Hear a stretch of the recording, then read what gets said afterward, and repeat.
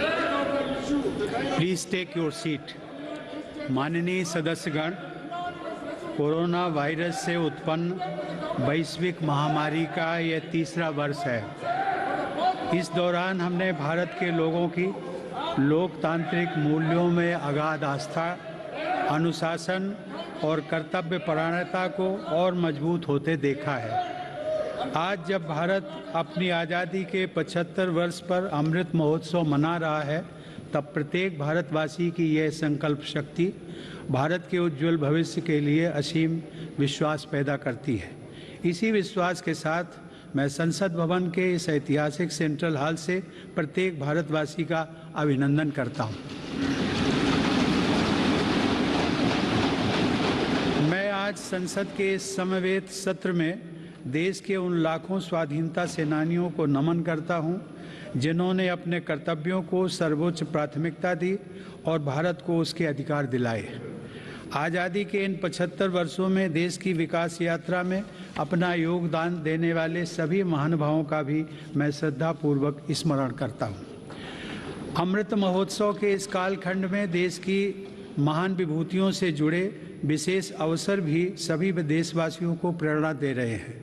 गुरु तेग बहादुर जी का 400वां प्रकाश वर्ष पर्व, श्री अरविंदो की 150वीं जन्म जयंती, वीओ चिदम्बरम पिल्लई का 150वां जन्म वर्ष और नेताजी सुभाष चंद्र बोस की 125वीं जन्म जयंती जैसे पुण्य अवसरों को मेरी सरकार पूरी भव्यता के साथ मना रही है। सरकार ने इस वर्ष से गणतंत्र दिवस समारोह को नेताजी की जयंती पर 23 जनवरी से ही मनाने की शुरुआत की है। मेरी सरकार मानती है कि अतीत को याद रखना तथा उससे सीख लेना देश के सुरक्षित भविष्य के लिए बहुत ही जरूरी है। साहिबजादों के बलिदान की स्मृति में 26 दिसंबर को वीर बाल दिवस की घोषणा एवं 14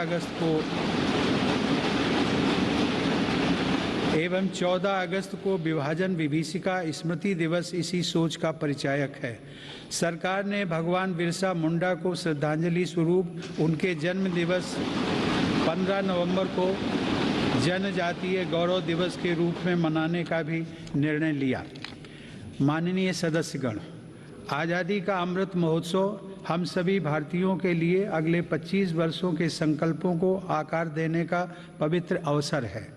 मेरी सरकार सबका साथ, सबका विकास, सबका विश्वास और सबका प्रयास के मंत्र पर चलते हुए अगले 25 वर्षों के लिए मजबूत बुनियाद पर तेजी से काम कर रही है। इस बुनियाद का सबसे महत्वपूर्ण संकल्प एक सर्वसमावेशी, सर्वहितकारी, सशक्त भारत का निर्माण और देश की आत्मनिर्भरता है। कोरोना के इस कठिन समय की चुनौतियों ने देशवासियों को अपने लक्ष्यों को जल्द से जल्द प्राप्त करने के लिए प्रेरित किया है। माननीय सदस्यगण, कोरोना महामारी ने पूरी दुनिया को प्रभावित किया है और भारत में भी हमारे बहुत से अपनों को हमसे छीना है। इन परिस्थितियों में केंद्र से लेकर राज्यों तक हमारी सभी सरकारों, स्थानीय शासन और प्रशासन, हमारे डॉक्टर्स, नर्सेज और हेल्थ वर्कर्स, हमारे वैज्ञानिकों और उद्यमियों सभी ने एक टीम के रूप में काम किया है। सरकार और नागरिकों के बीच यह परस्पर विश्वास, समन्वय और सहयोग लोकतंत्र की ताकत का अभूतपूर्व उदाहरण है। इसके लिए मैं देश के प्रत्येक हेल्थ और फ्रंट लाइन वर्कर का, हर देशवासी का अभिनंदन करता हूं। कोविड-19 के खिलाफ इस लड़ाई में भारत के सामर्थ्य का प्रमाण कोविड वैक्सीनेशन प्रोग्राम में नजर आया है। हमने 1 साल से भी कम समय में 150 करोड़ से भी ज़्यादा वैक्सीन डोज लगाने का रिकॉर्ड पार किया है। आज हम पूरी दुनिया में सबसे ज़्यादा वैक्सीन डोज देने वाले अग्रणी देशों में से एक हैं। इस अभियान की सफलता ने देश को एक ऐसा रक्षा कवच दिया है जिससे हमारे नागरिकों की सुरक्षा भी बढ़ी है और उनका मनोबल भी बढ़ा है। आज देश में 90% से अधिक वयस्क नागरिकों को टीके की 1 डोज मिल चुकी है, जबकि 70% से अधिक लोग दोनों डोज ले चुके हैं। हर घर दस्तक अभियान के माध्यम से सरकार बाकी लोगों तक भी पहुंच रही है। इसी माह वैक्सीनेशन प्रोग्राम में 15 से 18 वर्ष तक के किशोर किशोरियों को भी शामिल किया गया है। साथ ही फ्रंट लाइन वर्कर्स और बीमारियों से ग्रस्त वरिष्ठ नागरिकों के लिए प्रिकॉशनरी डोज की भी शुरुआत की गई है। अब तक देश में कुल 8 वैक्सीन्स को इमरजेंसी यूज़ के लिए स्वीकृति मिल चुकी है। भारत में बन रही 3 वैक्सीन्स को विश्व स्वास्थ्य संगठन की तरफ से आपात स्थिति में उपयोग की मंजूरी भी मिली है। भारत में बन रही ये वैक्सीन्स पूरी दुनिया को महामारी से मुक्त कराने और करोड़ों लोगों का जीवन बचाने में अहम भूमिका निभा रही है। माननीय सदस्यगण, कोरोना महामारी से निपटने के लिए हमारे देश के प्रयास केवल तात्कालिक चुनौतियों तक सीमित नहीं हैं। इसीलिए मेरी सरकार ऐसे दूरदर्शी समाधान तैयार कर रही है जो भविष्य के लिए भी प्रभावी और उपयोगी रहें। सरकार द्वारा 64,000 करोड़ रुपए की लागत से शुरू किया गया प्रधानमंत्री Ayushman Bharat health infrastructure mission इसका एक सराहनीय उदाहरण है। इससे न केवल वर्तमान की स्वास्थ्य संबंधी जरूरतों को पूरा करने में मदद मिलेगी, बल्कि आने वाले संकटों के लिए भी देश को तैयार किया जा सकेगा। मेरी सरकार की संवेदनशील नीतियों के कारण देश में अब स्वास्थ्य सेवाएं जन साधारण तक आसानी से पहुंच रही हैं। 80,000 से अधिक हेल्थ एंड वेलनेस सेंटर्स और करोड़ों की संख्या में जारी आयुष्मान भारत कार्ड से गरीबों को इलाज में बहुत मदद मिली है। सरकार ने 8,000 से अधिक जन औषधि केंद्रों के माध्यम से कम कीमत पर दवाइयां उपलब्ध कराकर इलाज पर होने वाले खर्च को कम किया है। सुलभ और सुगम स्वास्थ्य सेवाओं के लिए उठाया गया आयुष्मान भारत डिजिटल मिशन भी एक बड़ा कदम है। माननीय सदस्यगण, कोरोना काल में भारतीय फार्मा सेक्टर ने भी अपनी श्रेष्ठता को साबित किया है। वर्तमान समय में भारतीय फार्मा कंपनियों के उत्पाद 180 से ज़्यादा देशों में पहुंच रहे हैं। लेकिन इस क्षेत्र में भारत के लिए संभावनाएं कहीं अधिक व्यापक हैं।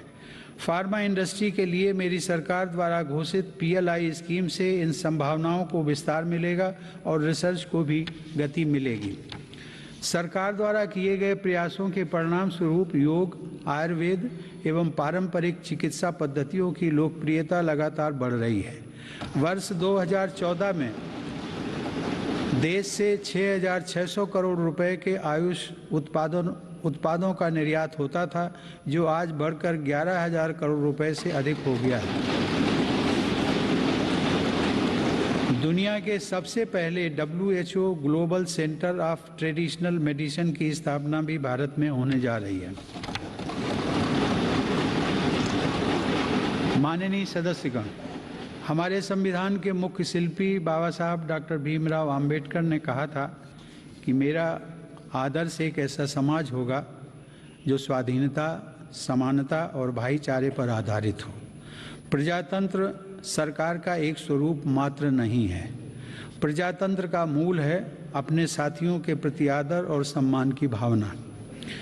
बाबा साहब के इन आदर्शों को मेरी सरकार अपने लिए ध्येय वाक्य मानती है। मेरी सरकार की आस्था अंत्योदय के मूल मंत्र में है, जिसमें सामाजिक न्याय भी हो, समानता भी हो, सम्मान भी हो और समान अवसर भी हो। इसीलिए आज सरकार की नीतियों में गांव, गरीब, पिछड़े, अनुसूचित जाति एवं जनजातियों को सर्वोच्च प्राथमिकता दी जा रही है। हाल के वर्षों में पद्म पुरस्कारों के चयन में भारत की यह भावना भली भांति झलकती है। विविधता से भरे भारत में देश के कोने कोने में समर्पित जीवन जीने वाले लोग राष्ट्र सेवा में जुटे हुए हैं। उनमें भारत की शक्ति के दर्शन होते हैं। माननीय सदस्यगण, कोरोना के इस महासंकट में हमने बड़े बड़े देशों में खाद्यान्न की कमी और भूख की परेशानी देखी है, लेकिन मेरी संवेदनशील सरकार ने इस बात का पूरा प्रयास किया कि 100 साल के इस सबसे बड़े संकट में कोई गरीब भूखा ना रहे। प्रधानमंत्री गरीब कल्याण अन्न योजना के अंतर्गत मेरी सरकार सभी गरीबों को हर महीने मुफ्त राशन दे रही है। 80 करोड़ लाभार्थियों को 19 महीनों से खाद्यान्न वितरित करने हेतु 2,60,000 करोड़ रुपए के खर्च के साथ भारत में आज दुनिया का सबसे बड़ा फूड डिस्ट्रीब्यूशन प्रोग्राम चलाया जा रहा है। वर्तमान परिस्थितियों को देखते हुए पूरी संवेदनशीलता के साथ मेरी सरकार ने इस योजना को मार्च 2022 तक बढ़ा दिया है। कोरोना काल में गरीब के स्वाभिमान और उसके रोजगार की रक्षा करने के लिए सरकार प्रधानमंत्री स्वनिधि योजना भी चला रही है। यह योजना हमारे रेहड़ी पटरी वाले भाइयों बहनों के लिए बहुत सहायक सिद्ध हो रही है। इस योजना के तहत अब तक 28 लाख रेहड़ी पटरी वालों को 2900 करोड़ रुपए से ज़्यादा की धनराशि जारी की गई है। सरकार अब इन स्ट्रीट वेंडर्स को ऑनलाइन फूड डिलीवरी करने वाली कंपनियों के साथ भी जोड़ रही है। श्रमिकों के हितों की रक्षा के लिए सरकार ने ई-श्रम पोर्टल भी शुरू किया है, जिससे अब तक 23 करोड़ से अधिक श्रमिक जुड़ चुके हैं। जनधन आधार मोबाइल अर्थात जैम ट्रिनिटी को मेरी सरकार ने जिस तरह नागरिक सशक्तिकरण से जोड़ा है, उसका प्रभाव भी हम लगातार देख रहे हैं। 44 करोड़ से अधिक गरीब देशवासियों के बैंकिंग सिस्टम से जुड़ने के कारण महामारी के दौरान करोड़ों लाभार्थियों को सीधे कैश ट्रांसफर का लाभ मिला है। डिजिटल इंडिया और डिजिटल इकोनॉमी के बढ़ते प्रसार के संदर्भ में देश के यूपीआई प्लेटफॉर्म की सफलता के लिए भी मैं सरकार के विजन की प्रशंसा करूंगा। दिसंबर 2021 में देश में 8 लाख करोड़ रुपए से ज़्यादा का लेन देन यूपीआई के माध्यम से हुआ है। यह इस बात का उदाहरण है कि हमारे देश में जन सामान्य द्वारा बदलाव और तकनीक को बहुत तेज़ी से अपनाया जा रहा है। माननीय सदस्यगण, मेरी सरकार मूलभूत सुविधाओं को गरीब के सशक्तिकरण और गरीब की गरिमा बढ़ाने का माध्यम मानती है। पिछले वर्षों के अनवरत प्रयासों से प्रधानमंत्री आवास योजना में अब तक 2 करोड़ से अधिक पक्के घर गरीबों को मिल चुके हैं। प्रधानमंत्री आवास योजना ग्रामीण के तहत गत 3 वर्षों में करीब 1.5 लाख करोड़ रुपए की लागत से 1 करोड़ 17 लाख घर स्वीकृत किए गए हैं। हर घर जल पहुंचाने के उद्देश्य से शुरू किए गए जल जीवन मिशन ने लोगों के जीवन में बड़ा बदलाव लाना शुरू कर दिया है। महामारी की बाधाओं के बावजूद करीब 6 करोड़ ग्रामीण घरों को पेयजल के कनेक्शन से जोड़ा गया है। इसका बहुत बड़ा लाभ हमारे गांव की महिलाओं, बहनों, बेटियों को हुआ है। ग्रामीण क्षेत्रों में लोगों को उनकी संपत्ति के दस्तावेज देने के लिए शुरू की गई स्वामित्व योजना भी एक असाधारण प्रयास है। इस योजना के तहत अब तक 27,000 गाँव में 40 लाख से अधिक प्रॉपर्टी कार्ड दिए जा चुके हैं। ये प्रॉपर्टी कार्ड न केवल विवादों को रोकने में सहायक हैं, बल्कि गांव के लोगों को बैंकों से मदद मिलना भी आसान हो रहा है। माननीय सदस्यगण, मेरी सरकार ग्रामीण अर्थव्यवस्था और देश के किसानों को सशक्त बनाने के लिए निरंतर काम कर रही है। वैश्विक महामारी के बावजूद साल 2020-21 में हमारे किसानों ने 30 करोड़ टन से अधिक खाद्यान्न और 33 करोड़ टन से अधिक बागवानी उत्पादों की पैदावार की। सरकार ने रिकॉर्ड उत्पादन को ध्यान में रखते हुए रिकॉर्ड सरकारी खरीद की है। रबी की फसल के दौरान 433 लाख मीट्रिक टन गेहूं की खरीद की गई, जिससे लगभग 50 लाख किसानों को सीधा फायदा पहुंचा है। खरीफ की फसल के दौरान रिकॉर्ड लगभग 900 लाख मीट्रिक टन धान की खरीद की गई, जिससे 1 करोड़ 30 लाख किसान लाभान्वित हुए। सरकार के प्रयासों से देश का कृषि निर्यात भी रिकॉर्ड स्तर पर बढ़ा है। वर्ष 2020-21 में कृषि निर्यात में 25% से अधिक की वृद्धि दर्ज की गई। यह निर्यात लगभग 3 लाख करोड़ रुपए पहुंच गया है। हॉर्टिकल्चर और शहद उत्पादन भी किसानों के लिए आमदनी के नए स्रोतों और बाजार तक उनकी बढ़ती पहुंच के महत्वपूर्ण माध्यम हैं। शहद उत्पादन को प्रोत्साहन देने से वर्ष 2020-21 में देश का शहद उत्पादन 1,25,000 मीट्रिक टन तक पहुंच गया है, जो कि 2014-15 की तुलना में करीब 55% ज़्यादा है। 2014-15 की तुलना में शहद की निर्यात मात्रा में भी 102% से ज़्यादा की वृद्धि दर्ज की गई है। किसानों को उनकी फसल के अधिक दाम मिले, इसके लिए उनके उत्पादों का सही बाजार तक पहुंचना जरूरी होता है। इस दिशा में सरकार ने किसान रेल सेवा शुरू करते हुए किसानों के लिए खुशहाली के नए रास्ते खोलने का काम किया है। कोरोना काल में भारतीय रेल ने सब्जियों, फलों तथा दूध जैसी जल्दी खराब होने वाली खाद्य सामग्री के परिवहन के लिए 150 से अधिक मार्गों पर 1900 से ज़्यादा किसान रेल चलाई और करीब 6 लाख मीट्रिक टन कृषि उत्पादों की ढुलाई की। यह इस बात का उदाहरण है कि अगर सोच नई हो तो पुराने संसाधनों से भी नए रास्ते बनाए जा सकते हैं। माननीय सदस्यगण, कृषि क्षेत्र में देश की सतत सफलता और बढ़ते सामर्थ्य का सबसे बड़ा श्रेय मैं देश के छोटे किसानों को देना चाहता हूँ। देश के 80% किसान छोटे किसान ही हैं, जिनके हितों को मेरी सरकार ने हमेशा केंद्र में रखा है। प्रधानमंत्री किसान सम्मान निधि के माध्यम से 11 करोड़ से अधिक किसान परिवारों को 1,80,000 करोड़ रुपए दिए गए। इस निवेश से कृषि क्षेत्र में आज बड़े बदलाव दिखाई दे रहे हैं।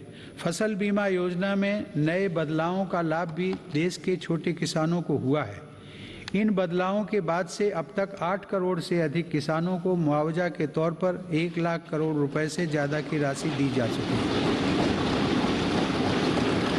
खेतों के नज़दीक जरूरी इंफ्रास्ट्रक्चर को विकसित करने के लिए भी मेरी सरकार अभूतपूर्व स्तर पर निवेश कर रही है। 1 लाख करोड़ रुपए के कृषि इंफ्रास्ट्रक्चर फंड के अंतर्गत हजारों परियोजनाओं को मंजूरी दी गई है। मेरी सरकार ने खाद्य तेल में आत्मनिर्भरता को ध्यान में रखते हुए 11,000 करोड़ रुपए की लागत से national mission on edible oils oil palm की शुरुआत भी की है। सरकार ऑर्गेनिक खेती, प्राकृतिक खेती और क्रॉप डाइवर्सिफिकेशन जैसे विशेष प्रयास भी कर रही है। यह आप सभी की जानकारी में है कि संयुक्त राष्ट्र ने वर्ष 2023 को इंटरनेशनल ईयर ऑफ मिलेट्स के रूप में घोषित किया है। मेरी सरकार इंटरनेशनल ईयर ऑफ मिलेट्स को देश के किसानों, self help groups, FPOs, food industry और जन सामान्य के साथ मिलकर व्यापक स्तर पर मनाएगी। मेरी सरकार वर्षा जल संरक्षण के लिए भी गंभीरता से काम कर रही है। देश में रेन वाटर हार्वेस्टिंग इंफ्रास्ट्रक्चर के निर्माण और पारंपरिक जल स्रोतों के जीर्णोद्धार के लिए विशेष अभियान चलाए जा रहे हैं। प्रधानमंत्री कृषि सिंचाई योजना के तहत विभिन्न परियोजनाओं और अटल भू जल योजना की मदद से देश में 64 लाख हेक्टेयर सिंचाई क्षमता विकसित की गई है। नदियों को आपस में जोड़ने की योजनाओं पर भी सरकार ने काम आगे बढ़ाया है। हाल ही में 45,000 करोड़ रुपए की लागत से पूरी होने वाली केन बेतवा लिंक परियोजना को भी स्वीकृति दी गई है। यह परियोजना बुंदेलखंड में पानी की चुनौतियों को समाप्त करने में सहायक होगी। माननीय सदस्यगण, ग्रामीण अर्थव्यवस्था को गति देने में महिलाओं की भूमिका अधिक विस्तृत होती जा रही है। 2021-22 में 28 लाख सेल्फ हेल्प ग्रुप्स को बैंकों की तरफ से 65,000 करोड़ रुपए की मदद दी गई है। यह राशि 2014-15 की तुलना में 4 गुना अधिक है। सरकार ने हजारों महिला सेल्फ हेल्प ग्रुप्स के सदस्यों को ट्रेनिंग देकर उन्हें बैंकिंग सखी के रूप में भागीदार भी बनाया है। ये महिलाएं ग्रामीण क्षेत्रों में बैंकिंग सेवाओं को घर घर तक पहुंचाने का माध्यम बन रही हैं। महिला सशक्तिकरण मेरी सरकार की उच्च प्राथमिकताओं में से एक है। उज्ज्वला योजना की सफलता के हम सभी साक्षी हैं। मुद्रा योजना के माध्यम से हमारे देश की माताओं बहनों की उद्यमिता और कौशल को बढ़ावा मिला है। बेटी बचाओ बेटी पढ़ाओ पहल से अनेक सकारात्मक परिणाम सामने आए हैं और स्कूलों में प्रवेश लेने वाली बेटियों की संख्या में उत्साहजनक वृद्धि हुई है। बेटे बेटी को समानता का दर्जा देते हुए मेरी सरकार ने महिलाओं के विवाह के लिए न्यूनतम आय को 18 वर्ष से बढ़ाकर पुरुषों के समान 21 वर्ष करने का विधेयक भी संसद में प्रस्तुत किया है। सरकार ने 3 तलाक को कानूनन अपराध घोषित कर समाज को इस कुप्रथा से मुक्त करने की शुरुआत की है। मुस्लिम महिलाओं पर केवल मेहरम के साथ ही हज यात्रा करने जैसे प्रतिबंधों को भी हटाया गया है। वर्ष 2014 से पूर्व अल्पसंख्यक वर्ग के लगभग 3 करोड़ विद्यार्थियों को छात्रवृत्तियां दी गई थी, जबकि मेरी सरकार ने वर्ष 2014 से अब तक ऐसे 4.5 करोड़ से अधिक विद्यार्थियों को छात्रवृत्तियां प्रदान की। इससे मुस्लिम बालिकाओं के स्कूल छोड़ने की दर में महत्वपूर्ण कमी दर्ज की गई है तथा उनके प्रवेश में वृद्धि देखी गई है। देश की बेटियों में सीखने की क्षमता को बढ़ावा देने के लिए राष्ट्रीय शिक्षा नीति में जेंडर इंक्लूजन फंड का भी प्रावधान किया गया है। यह हर्ष की बात है कि मौजूदा सभी 33 सैनिक स्कूलों ने बालिकाओं को प्रवेश देना शुरू कर दिया है। सरकार ने राष्ट्रीय रक्षा अकादमी में भी महिला कैडेट्स के प्रवेश को मंजूरी दी है।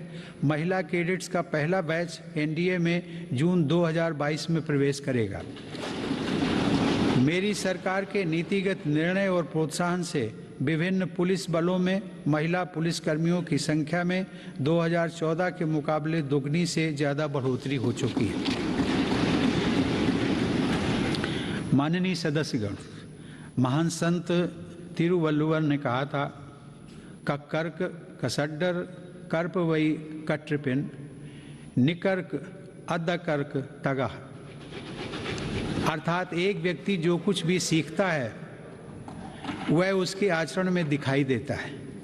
आत्मनिर्भर भारत के संकल्प व सामर्थ्य को आकार देने के लिए मेरी सरकार देश में नई राष्ट्रीय शिक्षा नीति लागू कर रही है। राष्ट्रीय शिक्षा नीति के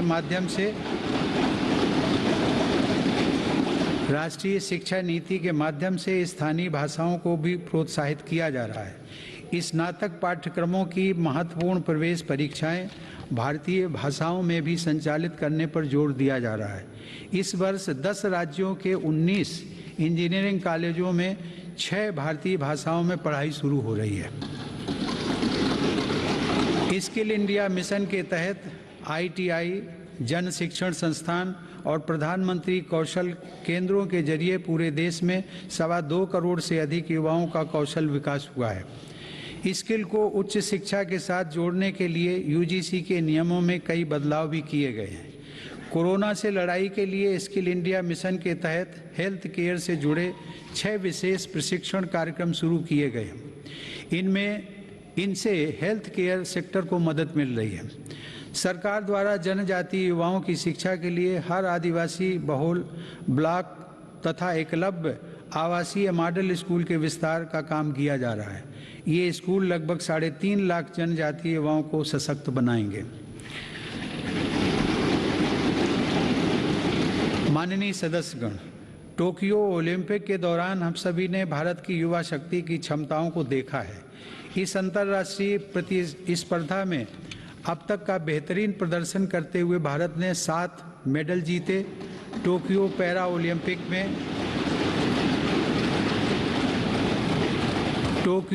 ओलंपिक में भी भारतीय पैरा एथलीटों ने 19 पदक जीतकर रिकॉर्ड कायम किया।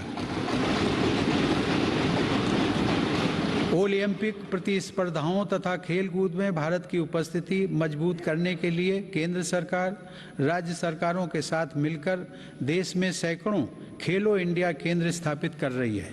पैरा स्पोर्ट्स में दिव्यांग युवाओं को ट्रेनिंग देने के लिए सरकार ने ग्वालियर में आधुनिक सुविधाओं से युक्त सेंटर फॉर डिसेबिलिटी स्पोर्ट्स की स्थापना भी की है।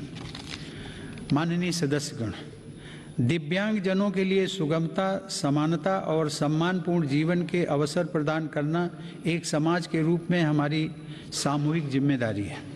इस दिशा में आज सुगम्य भारत अभियान हमारी राष्ट्रीय संवेदना का परिचय दे रहा है। दिव्यांग जनों का जीवन बदलने के लिए देश में निःशुल्क सहायक उपकरणों से लेकर कॉकलियर इम्प्लांट सर्जरी जैसे प्रोग्राम चलाए जा रहे हैं। इन कार्यक्रमों के अंतर्गत अब तक 25 लाख से अधिक दिव्यांग व्यक्तियों को सहायता उपकरण उपलब्ध करवाए गए हैं और करीब 4000 सफल कॉकलियर इम्प्लांट किए गए हैं। इन्हीं प्रयासों को आगे बढ़ाते हुए सरकार ने मध्य प्रदेश में national institute of mental health rehabilitation की स्थापना भी की है। दिव्यांग युवाओं के भविष्य के लिए 10,000 शब्दों की इंडियन साइन लैंग्वेज डिक्शनरी भी बनाई गई है। माननीय सदस्यगण, हमारा स्टार्टअप इकोसिस्टम हमारे युवाओं के नेतृत्व में तेजी से आकार ले रही अनंत नई संभावनाओं का उदाहरण है। वर्ष 2016 से हमारे देश में 56 अलग अलग सेक्टर्स में 60,000 नए स्टार्टअप्स बने हैं। इन स्टार्टअप्स के जरिए 6 लाख से अधिक रोजगारों का सृजन हुआ है। वर्ष 2021 में कोरोना काल में भारत में 40 से अधिक यूनिकॉर्न स्टार्टअप अस्तित्व में आए, जिनमें से प्रत्येक का मूल्य 7,400 करोड़ रुपए से अधिक आंका गया है। मेरी सरकार की नीतियों की वजह से आज भारत उन देशों में है जहां इंटरनेट की कीमत सबसे कम है तथा स्मार्टफोन की कीमत भी सबसे कम है। इसका बहुत बड़ा लाभ भारत की नौजवान पीढ़ी को मिल रहा है। भारत 5G मोबाइल कनेक्टिविटी पर भी तेजी से काम कर रहा है, जिससे अनेक नई संभावनाओं के द्वार खुलेंगे। सेमीकंडक्टर को लेकर भारत के प्रयासों का बहुत बड़ा लाभ हमारे स्टार्टअप इकोसिस्टम को होगा। भारत के युवाओं को तेजी से बदलती टेक्नोलॉजी का लाभ मिले, इसके लिए भी सरकार ने अनेक नीतिगत निर्णय लिए हैं। कई नए सेक्टरों में प्रवेश के द्वार खोले। सरकार ने startups intellectual property protection programme के माध्यम से पेटेंट और ट्रेडमार्क से जुड़ी प्रक्रियाओं को आसान बनाया है, उन्हें नई गति दी है। इसी का परिणाम है कि इस वित्त वर्ष में पेटेंट के लिए लगभग 6,000 और ट्रेडमार्क के लिए 20,000 से ज़्यादा आवेदन किए गए हैं। माननीय सदस्यगण, मेरी सरकार के निरंतर प्रयासों से भारत एक बार फिर विश्व की सर्वाधिक तेजी से विकसित हो रही अर्थव्यवस्थाओं में से एक बन गया है।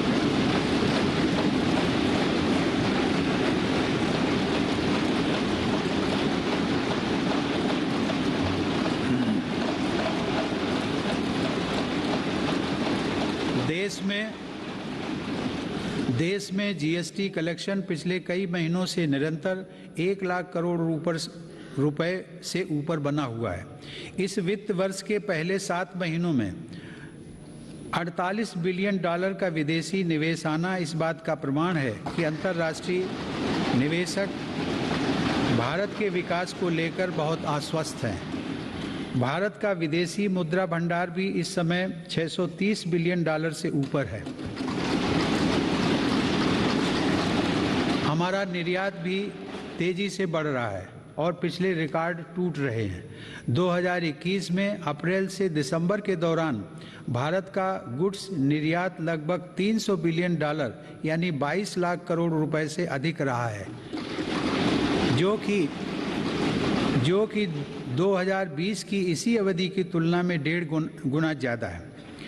मेरी सरकार ने मैन्युफैक्चरिंग सेक्टर में मौजूद संभावनाओं को साकार करने और युवाओं को नए अवसर देने के लिए 1,97,000 करोड़ रुपए से ज़्यादा के निवेश से 14 महत्वपूर्ण PLI स्कीम्स शुरू की हैं।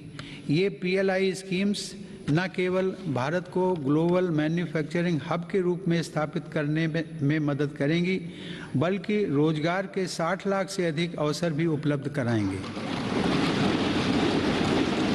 देश में मोबाइल उत्पादन की सफलता मेक इन इंडिया का एक बड़ा उदाहरण है। आज भारत विश्व में दूसरा सबसे बड़ा मोबाइल फोन निर्माता बनकर उभरा है। इससे भारत के लाखों युवाओं को रोजगार भी मिला है।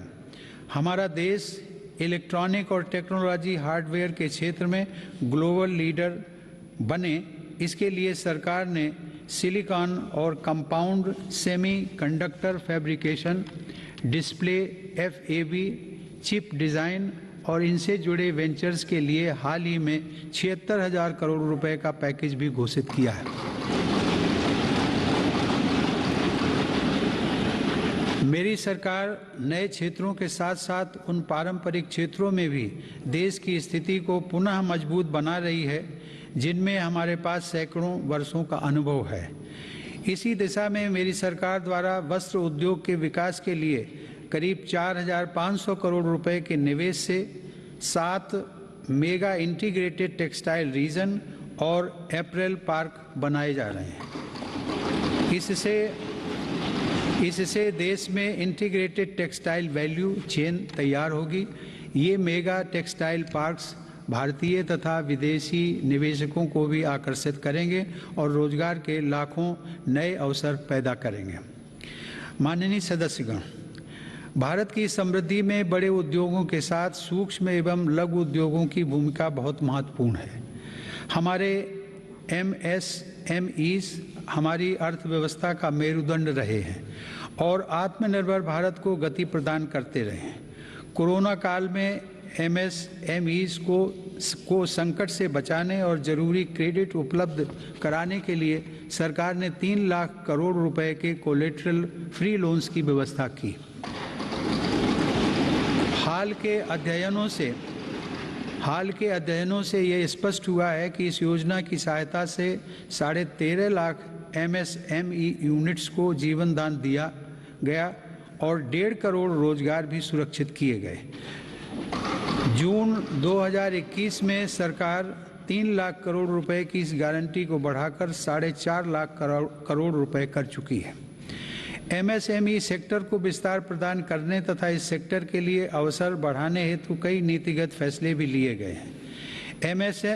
MSMEs की नई परिभाषा से छोटे उद्योगों को आगे बढ़ाने में मदद मिल रही है। सरकार ने थोक और खुदरा व्यापारियों व स्ट्रीट वेंडर्स को उद्यम पोर्टल पर रजिस्टर करने की अनुमति भी दी है ताकि उन्हें प्रायोरिटी सेक्टर लेंडिंग का लाभ मिल सके। मैं खादी की सफलता का भी विशेष उल्लेख करूंगा। आज़ादी की लड़ाई में बापू के नेतृत्व में देश की चेतना का प्रतीक रही खादी एक बार फिर छोटे उद्यमियों का संबल बन रही है। सरकार के प्रयासों से 2014 की तुलना में देश में खादी की बिक्री 3 गुना बढ़ी है।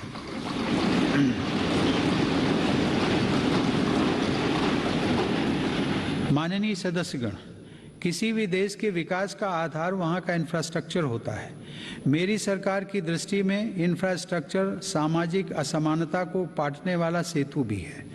इंफ्रास्ट्रक्चर पर होने वाले निवेश से न केवल लाखों नए रोजगार पैदा होते हैं, बल्कि इसका एक गुणात्मक प्रभाव भी होता है। इससे व्यापार करना सुगम होता है, परिवहन की गति बढ़ती है और हर सेक्टर में आर्थिक गतिविधियों में वृद्धि होती है। मेरी सरकार ने इंफ्रास्ट्रक्चर विकास के कार्यों को और अधिक गति प्रदान करने के लिए अलग अलग मंत्रालयों के कामकाज को प्रधानमंत्री गति शक्ति राष्ट्रीय मास्टर प्लान के रूप में एक साथ जोड़ा है। यह प्लान भारत में मल्टी मॉडल ट्रांसपोर्ट के एक नए युग का प्रारंभ करने जा रहा है। भविष्य के भारत में रेलवेज, हाईवेज और एयरवेज अलग अलग और अलग थलग इंफ्रास्ट्रक्चर नहीं होंगे, बल्कि एक देश के एकजुट संसाधन के तौर पर काम करेंगे। ग्रामीण क्षेत्रों में सड़कों, संसाधनों और इंफ्रास्ट्रक्चर के निर्माण से देश की उन संभावनाओं को उड़ान मिल रही है जो दशकों से उपेक्षित पड़ी थी। प्रधानमंत्री ग्राम सड़क योजना की उपलब्धियां गर्व करने योग्य हैं। वर्ष 2020-21 में ग्रामीण इलाकों में 100 किलोमीटर प्रतिदिन से अधिक की रफ्तार से 36,500 किलोमीटर सड़कें बनाई गई हैं और हजारों रिहायशी क्षेत्रों को ऑल वेदर रोड कनेक्टिविटी से जोड़ा गया है। आज देश के नेशनल हाईवेज भी पूरब से पश्चिम और उत्तर से दक्षिण पूरे देश को एक साथ जोड़ रहे हैं। मार्च 2014 में हमारे देश में राष्ट्रीय राजमार्गों की कुल लंबाई 90,000 किलोमीटर थी, जबकि आज उनकी लंबाई बढ़कर 1,40,000 किलोमीटर से अधिक हो गई है। भारतमाला परियोजना के अंतर्गत लगभग 6 लाख करोड़ रुपए की लागत से 20,000 किलोमीटर से अधिक लंबाई के राजमार्गों पर काम किया जा रहा है। इनमें 23 ग्रीन एक्सप्रेसवेज और ग्रीन फील्ड कॉरिडोर्स का विकास भी शामिल है। दिल्ली मुंबई एक्सप्रेस वे भी पूरा होने के करीब है, जो कि भारत का सबसे लंबा और सबसे तेज एक्सप्रेस वे होगा। मेरी सरकार को पंढरपुर तीर्थ को जोड़ने वाले संत ज्ञानेश्वर मार्ग और संत तुकाराम पालकी मार्ग के चौड़ीकरण का काम शुरू करने का सौभाग्य भी मिला है।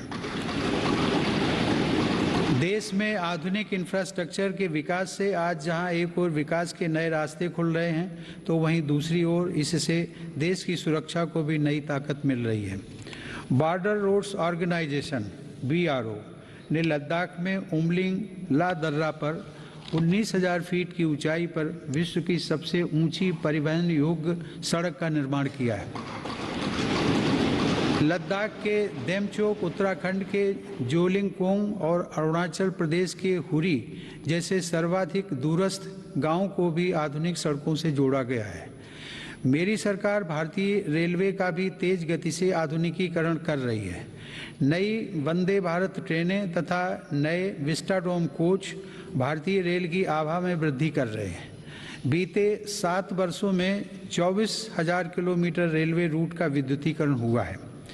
नई रेलवे लाइंस बिछाने और दोहरीकरण का काम भी तेज गति से जारी है।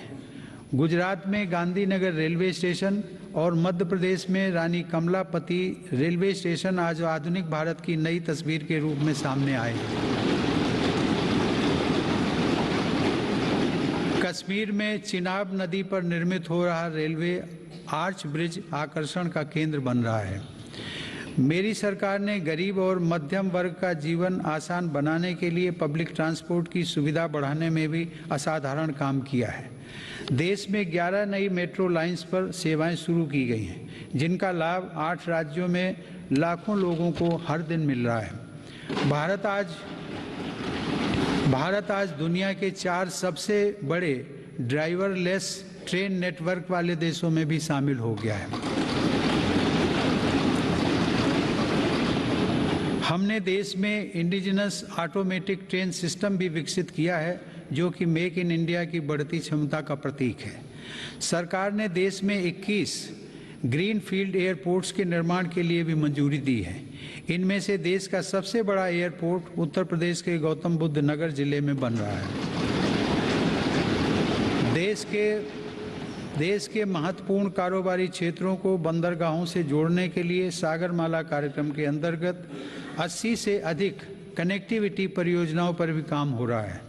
अब तक 24 राज्यों में 5 मौजूदा राष्ट्रीय जलमार्गों और 106 नए जलमार्गों सहित कुल 111 जलमार्गों को राष्ट्रीय जलमार्ग घोषित किया गया है। इनमें से 23 जलमार्गों के जरिए माल परिवहन भी हो सकेगा। आधुनिक इंफ्रास्ट्रक्चर की दिशा में सरकार द्वारा 27,000 सर्किट किलोमीटर से ज़्यादा ट्रांसमिशन लाइंस भी बिछाई गई हैं। माननीय सदस्यगण, बीते समय में हमने देश में आत्मनिर्भर भारत के नए संकल्प को ठोस आकार लेते देखा है। इस संकल्प को रिफॉर्म्स की ऊर्जा से तेज गति प्राप्त हो रही है। नए लेबर रिफॉर्म्स से लेकर बैंकिंग रिफॉर्म्स और इंसॉल्वेंसी एंड बैंक्रप्सी कोड तक सुधारों का यह क्रम बिना रुके अनवरत चल रहा है। विगत वर्ष केंद्र और राज्यों के अलग अलग विभागों में 26,000 से ज़्यादा कंप्लायंसेस की आवश्यकता को घटाया जा चुका है। देश में स्पेस को प्राइवेट सेक्टर के लिए खोलकर संभावनाओं का अनंत आकाश भी उपलब्ध करा दिया गया। पिछले साल भारत की अंतरिक्ष क्षमताओं को बढ़ाने के लिए इन स्पेस का गठन किया जाना ऐसा ही एक प्रमुख कदम है। तेजी से विकसित हो रही ड्रोन टेक्नोलॉजी और इससे जुड़ी संभावनाओं को लेकर भी मेरी सरकार सजग और सक्रिय है। इस दिशा में सरकार ने सिंप्लीफाइड ड्रोन रूल्स 2021 को अधिसूचित किया है और ड्रोन व ड्रोन कलपुर्जों के देश में निर्माण के लिए PLI योजना भी शुरू की है। इससे देश को भविष्य की इस महत्वपूर्ण टेक्नोलॉजी में अपनी स्थिति को मजबूत बनाने में मदद मिलेगी। माननीय सदस्यगण, मेरी सरकार देश की सुरक्षा के लिए दृढ़ संकल्पित होकर काम कर रही है। सरकार की नीतियों की वजह से डिफेंस सेक्टर में, विशेषकर रक्षा उत्पादन में देश की आत्मनिर्भरता लगातार बढ़ रही है। वर्ष 2020-21 में सैन्य बलों के आधुनिकीकरण के लिए जो भी स्वीकृतियां प्रदान की गईं, उनमें 87% उत्पादों में मेक इन इंडिया को प्राथमिकता दी गई।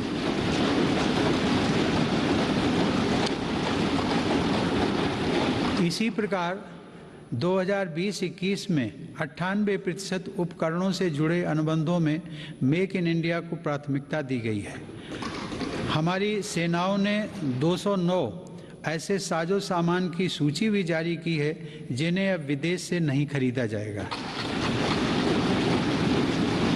रक्षा उपक्रमों द्वारा 2800 से ज़्यादा ऐसे उपकरणों की सूची जारी की जा चुकी है जिनका देश में ही निर्माण किया जाएगा।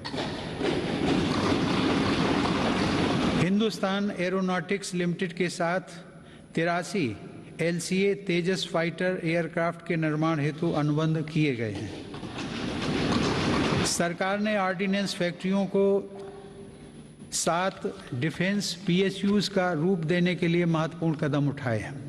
इसके अलावा रक्षा क्षेत्र में प्राइवेट सेक्टर और स्टार्टअप्स को तेजी से बढ़ावा देने के लिए भी सरकार प्रतिबद्ध है। हमारा लक्ष्य है कि हमारी सेनाओं की ज़रूरत का सामान भारत में विकसित हो तथा भारत में ही निर्मित हो। माननीय सदस्यगण, तेजी से उभरते वैश्विक परिवेश में भारत ने अपने राजनयिक संबंधों को बेहतर बनाते हुए अपनी स्थिति को मजबूत किया है। अगस्त 2021 में भारत ने संयुक्त राष्ट्र सुरक्षा परिषद की अध्यक्षता की और इस दौरान कई अभूतपूर्व निर्णय लिए गए। भारत की अध्यक्षता में ही सुरक्षा परिषद ने पहली बार समुद्री सुरक्षा के विषय पर अपने एजेंडा आइटम के अंतर्गत समग्र रूप से विचार विमर्श किया। संयुक्त राष्ट्र सुरक्षा परिषद ने इस विषय पर पहली बार एक प्रेसिडेंशियल स्टेटमेंट को सर्वसम्मति से अडॉप्ट भी किया। हमने अपने पड़ोसी देश अफगानिस्तान में अस्थिरता और नाजुक हालात को भी देखा है। भारत ने इन परिस्थितियों में मानवता को सर्वोपरि रखते हुए ऑपरेशन देवी शक्ति को संचालित किया। हमने अनेक चुनौतियों के बावजूद हमारे कई नागरिकों और कई अफगान हिंदू सिख अल्पसंख्यकों को काबुल से सफलतापूर्वक एयरलिफ्ट किया। हम उन कठिन हालात के बीच से पवित्र गुरु ग्रंथ साहिब के 2 स्वरूपों को भी सुरक्षित भारत लेकर आए। मानवता की दृष्टि से भारत अफगानिस्तान में मेडिकल सप्लाई और अनाज पहुंचाने में भी मदद कर रहा है। माननीय सदस्यगण, वर्तमान समय में जलवायु परिवर्तन पूरे विश्व के सामने बड़ी चुनौती है। भारत इस विषय पर एक जिम्मेदार वैश्विक आवाज बनकर उभरा है। COP26 शिखर सम्मेलन में मेरी सरकार ने घोषणा की है कि वर्ष 2030 तक भारत अपने कार्बन उत्सर्जन को 1 बिलियन टन से घटा देगा। भारत ने साल 2070 तक नेट जीरो उत्सर्जन वाली अर्थव्यवस्था का लक्ष्य भी रखा है। भारत ने विश्व समुदाय को साथ लेकर green grid initiative one sun one world one grid की पहल भी की है। यह global interconnected solar power grid का पहला अंतर्राष्ट्रीय नेटवर्क बन रहा है। पर्यावरण को लेकर हमारे बड़े लक्ष्य और साहसिक संकल्प प्रकृति के प्रति हमारी संवेदनशीलता को दर्शाते हैं। माननीय सदस्यगण, मेरी सरकार भारत की प्राचीन विरासत को संरक्षित, समृद्ध और सशक्त करना अपना दायित्व समझती है। यह गौरव की बात है कि धौलावीरा की हड़प्पा साइट और तेलंगाना स्थित 13वीं शताब्दी के काकतीय रुद्रेश्वर रामप्पा मंदिर को यूनेस्को विश्व धरोहर स्थल घोषित किया गया। प्रयागराज कुंभ मेले के बाद यूनेस्को की अमूर्त सांस्कृतिक विरासत सूची में कोलकाता की प्रतिष्ठित दुर्गा पूजा को भी शामिल किया गया। सरकार की यह भी प्राथमिकता रही है कि भारत की अमूल्य धरोहरों को देश में वापस लाया जाए। 100 वर्ष पूर्व भारत से चोरी हुई मां अन्नपूर्णा देवी की मूर्ति को वापस लाकर काशी विश्वनाथ मंदिर में स्थापित किया गया।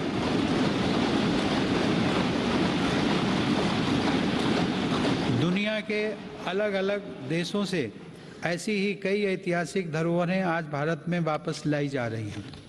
हम सब जानते हैं कि विरासत और पर्यटन का एक दूसरे से गहरा नाता है।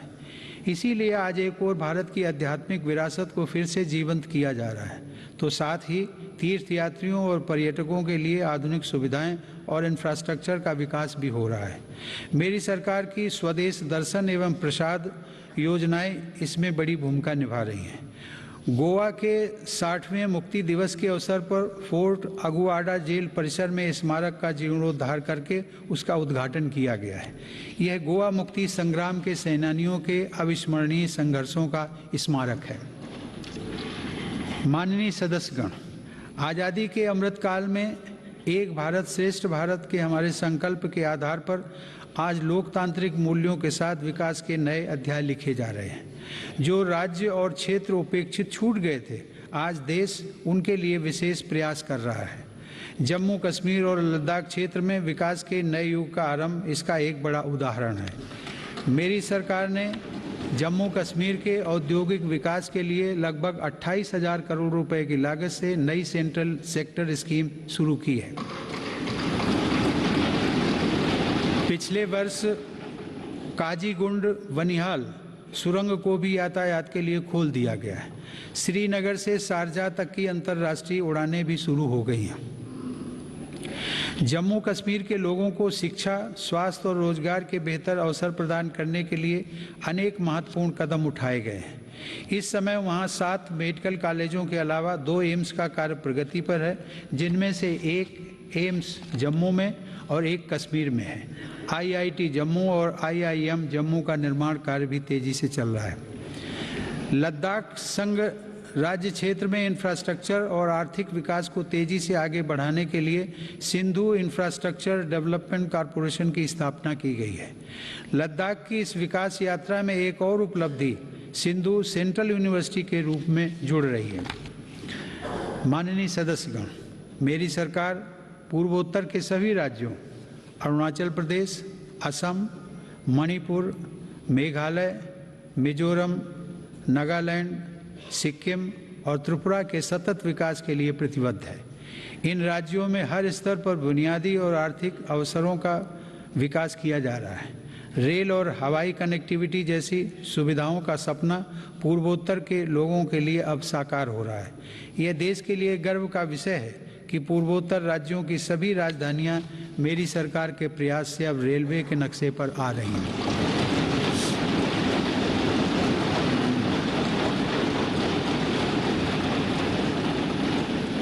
ईटानगर के होलोंगी में एक नए एयरपोर्ट की स्थापना की जा रही है। हाल ही में त्रिपुरा राज्य के महाराजा वीर विक्रम एयरपोर्ट में एक नया और आधुनिक टर्मिनल खोला गया है। पूर्वोत्तर का यह विकास भारत की विकास यात्रा का एक स्वर्णिम अध्याय सिद्ध होगा। कुछ दिन पहले ही 21 जनवरी को मेघालय, मणिपुर और त्रिपुरा की स्थापना के 50 साल पूरे हुए हैं।